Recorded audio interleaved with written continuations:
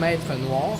Pour commencer, on va faire comme le psychromètre bleu. On va ouvrir la sonde ici pour activer la sonde. Pèse sur le bouton, le seul bouton de cet appareil, qui nous amène au premier mode. Le premier mode est l'humidité relative de la salle. Si on reclique une autre fois pour changer de mode, ça nous donne le dry bulb qui donne la température sans compter des autres effets.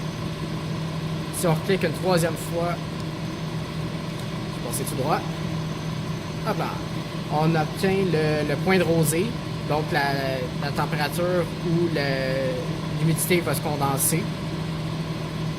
Pour changer de Celsius à Fahrenheit ou de Fahrenheit à Celsius, il faut éteindre l'appareil, donc en tenant le bouton On. Et pour rouvrir, on pèse longtemps. Et là, ça nous donne l'option qui flash ici, soit Fahrenheit ou Celsius. Juste cliquer pour changer et attendre que ça se rouvre. Il va se rouvrir en Celsius. Donc ça, c'est le sonomètre. Pour l'allumer, c'est le piton Power. Sur la page principale, il y a la lecture des décibels en ce moment. Ici, tu as le maximum des décibels qu'on a pognés durant la période qu'on est. Ça, c'est le minimum. Pour refresh toutes les données, d'abord on pèse sur la flèche en arrière.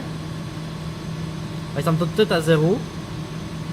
Le bouton LA, on n'a pas la fonction sur celui-là vu que c'est le modèle de base. Ça, c'est la rapidité auquel le sonomètre va prendre ses lectures. Donc il y a rapide, violent. Ici, c'est le piton Hold.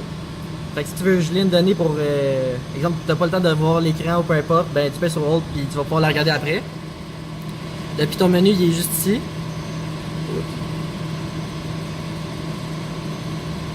Ça, dans le fond, tu as le choix de mettre la lumière de fond d'écran. Ça, c'est dans le fond la contraste pour l'écran si on la veut plus foncé ou plus pâle. Si on repère sur le piton menu, ça c'est la calibration. Donc si il est mal ajusté ou peu importe, il y a moyen de l'ajuster dans ce menu-là. La page d'après, c'est juste de l'information générale sur le sonomètre.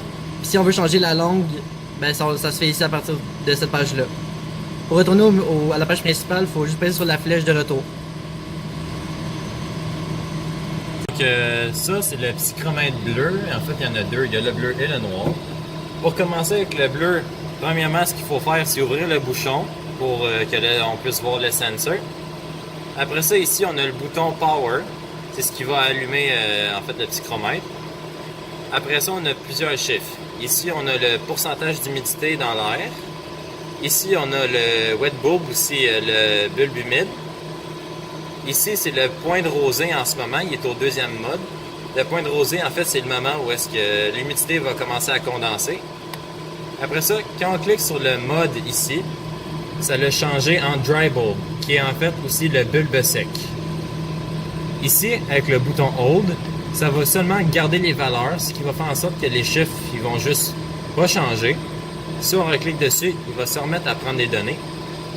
Après ça, on a le bouton Celsius Fahrenheit. En fait, c'est pas trop dur. Quand on le maintient, ça change en Celsius. Ça rechange en Fahrenheit après. Après ça, ici, on a le bouton Reset. En fait, tout ce que ça va faire, ça va juste resetter toutes les touches, tout au complet les chiffres. Après ça, ici, c'est le bouton minimum et maximum.